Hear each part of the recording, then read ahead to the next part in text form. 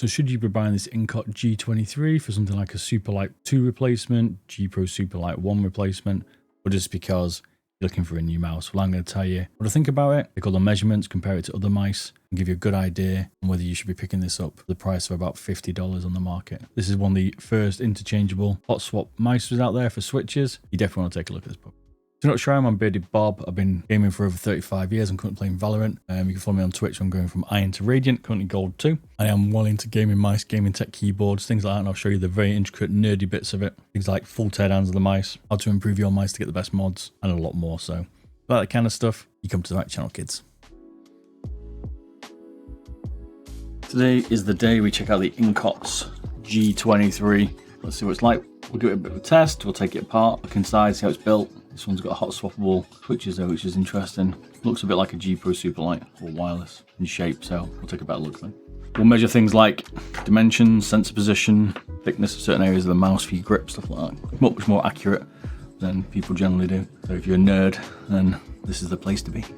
These are the ones we'll compare against. Ajaz, I think it's a 4K Ajaz, which is the other clone.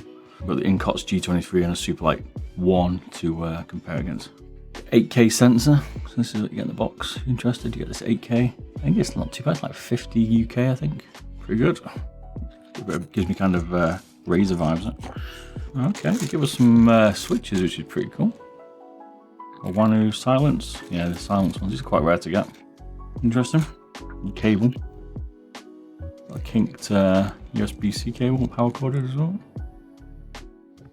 Some switch clips. You quite like this, to be fair. Interesting. Some new dot skates, which will definitely need it because the feet look pretty crappy. It's called Incott. Incott.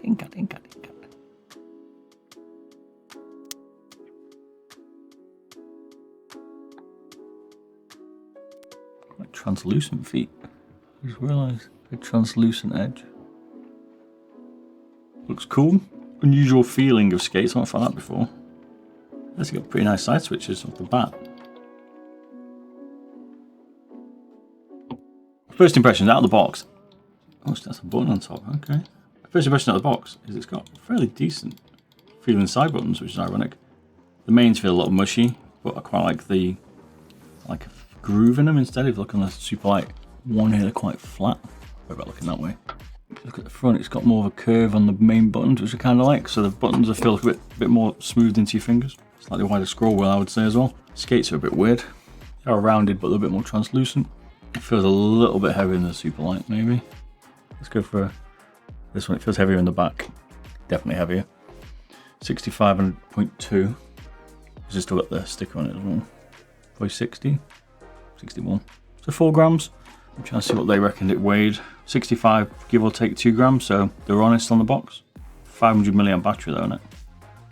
Still got the same issue as well. We've got some gapage going on, which is a problem. So they've not learned anything that Logitech haven't done, let's put it that way. But it's not a bad clone. Some maybe additional features. It also looks, I would say, against the Superlight a little flatter. The Ajaz looks like it's got a slightly bigger bump. The Superlight looks longer there. It's about a mil longer. I would say the main difference is the fronts, where you've got the finger comfort grooves in the buttons, and this looks slightly more flared. I mean, the Ajaz is definitely smaller straight off the bat, you can see that. 5 to 10 mil somewhere, maybe 5 mil. Again, slightly getting some kind of a slight gentle comfort groove in the Ajaz. Again, they're going for the same kind of groovy side. A bit more of a flared rear on the Ajaz, I would say. It looks a bit narrower on the back. Let's see what the measurements are. What do they reckon the measurement? Oh, it's in Chinese, so maybe they've translated it. Let's have a look. So I reckon it's 126 by 63 by 40. 25-ish. Like. It's a little bit longer as we expected, but it's tiny. Really, maybe a mil, you might notice it. Just without the button pressed. About 62. And with the button pressed.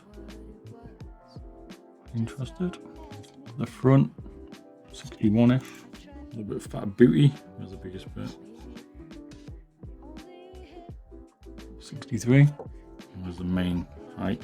It looks like a center hump, a bit like a G Pro. Definitely a G Pro clone. Quite wide, 30 is quite a good width. Definitely wider than a lot of mine. 8mm squall. Let's do the Superlight anyway. And the Superlight then is 125, I think the one was it?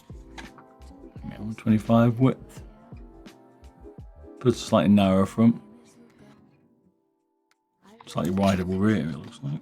To the middle, pressed and not pressed. I mean, don't press in really. It is thinner. That's not even pressed, but the buttons are so pants.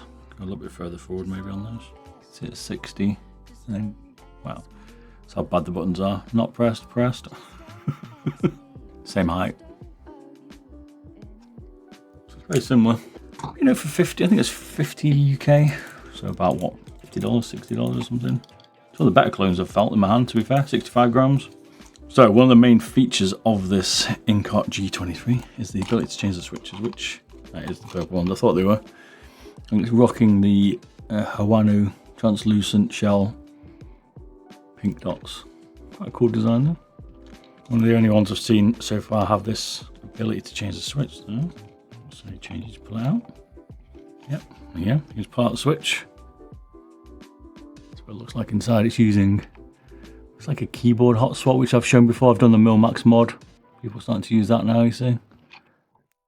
Pull out the OG on 20mm, or 10mm Japan one actually, which is the, I think, the OG switch. This is the McDaddy switch. It's really just change the switch. I like the design for the hot swap. Looks a bit cheesy there. We'll take it apart in a minute. We'll see how exactly it works. But there we go. Now we've got a on Japan against the Hawanu translucent.